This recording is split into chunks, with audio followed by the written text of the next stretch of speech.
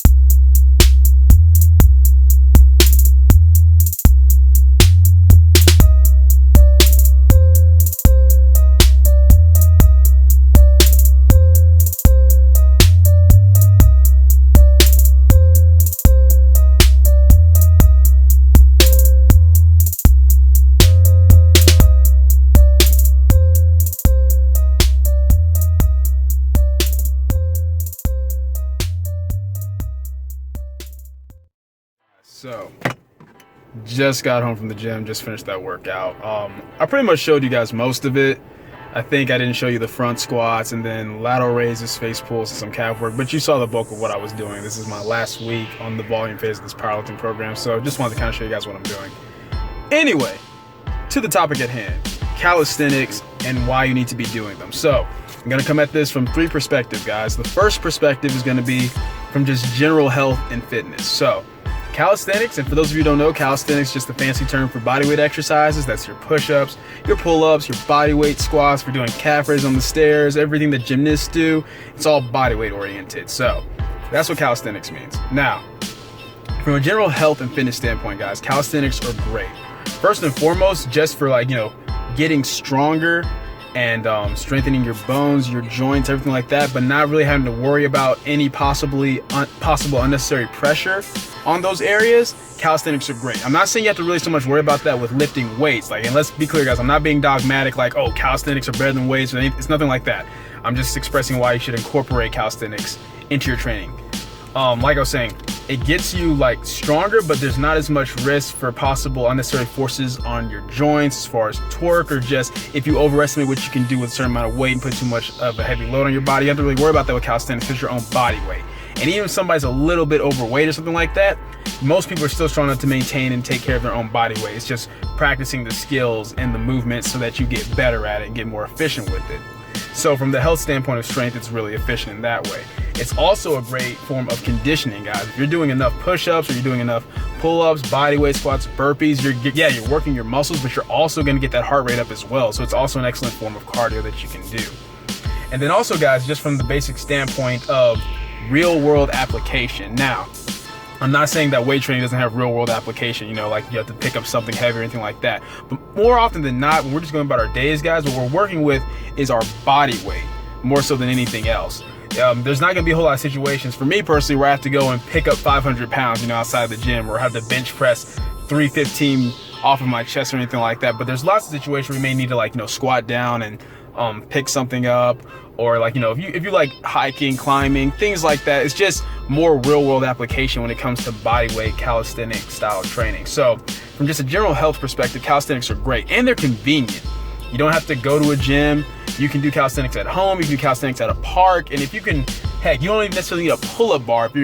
I'll be having a video out later, guys, that kind of goes over just different things you can do at home by request. A bunch of you have been asking like, hey, what are some at-home workouts you can do? And I'll show you a way you can do pull-ups even if you don't necessarily have a pull-up bar. But anyway, all in all, calisthenics, they're simple and it's just real easy to do, so they're convenient. So from just general health and standpoint, that's why calisthenics are great. The second thing is going to be from an actual like athletic strength standpoint. Like, I don't know too many sports or too many athletes that don't have some form of calisthenics involved in their training, whether it's push-ups, pull-ups, whether they're sprinting, body weight squats, plyometrics, box jumps, something like that involved in their training, just because it's that efficient. You have to understand, guys, it's a different type of strength when you can gain control over your body weight. And then when you can add resistance to that, start doing weighted calisthenics, like, you know, weighted dips and weighted pull-ups, which you guys have seen me do in previous videos, it makes a huge difference with your strength, because you're not only working, like, for example, with weighted pull-ups, not only are you, like, you know, working on your strength, but you're working on your stability, because you have to have core stability. All those stabilizer muscles in your back have to be active in order to balance yourself and pull yourself up along with that weight, versus just a lat pull down where you're sitting in a chair and pulling the weight down to you.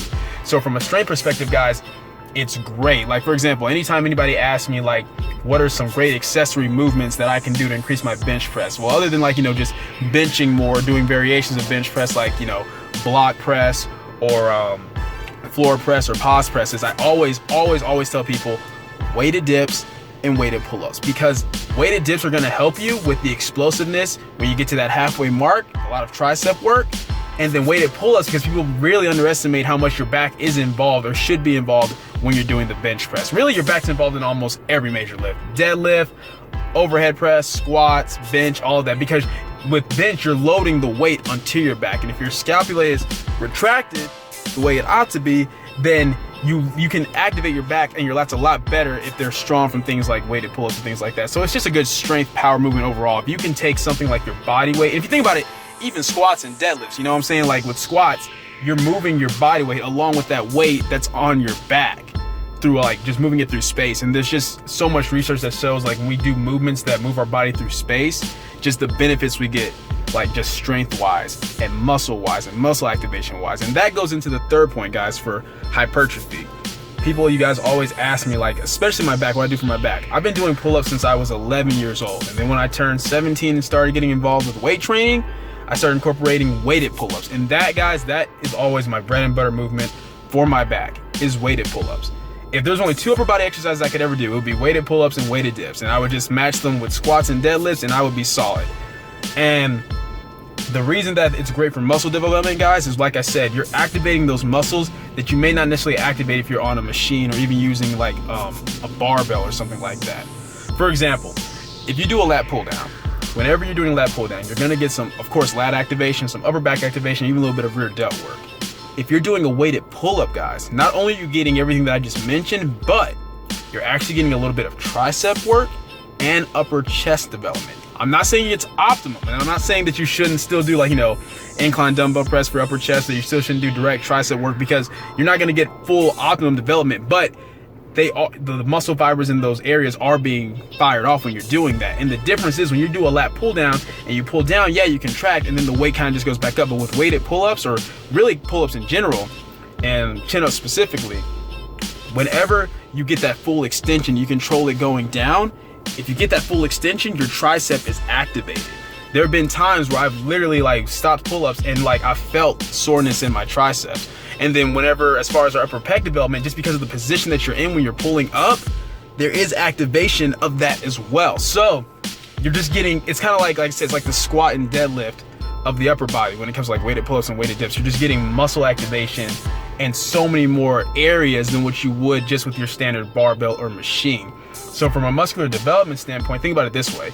There's lots of things we can get with calisthenics as far as hitting all those muscle groups and then those small stabilizer muscles. The problem is that it's a lot harder to progressively overload with body weight movements. Because I mean, if we just think about it from the standpoint of like, you know, yeah, you can increase your reps, but eventually you get to the point where you're doing like, you know, 15, 20, 50 plus reps, like I've mentioned before. That's more muscular endurance, more so than muscular strength or hypertrophies. But if you can learn to add weight to that, which is basically, if you think about it, all you're doing with your squats. Like a bodyweight squat is a calisthenic movement. Then you put the barbell on, you add some weight to it, and that's why squats are such a good movement, and why deadlifts are such a good movement for things like that, because you're moving your body through space through a range of motion like that, your entire body.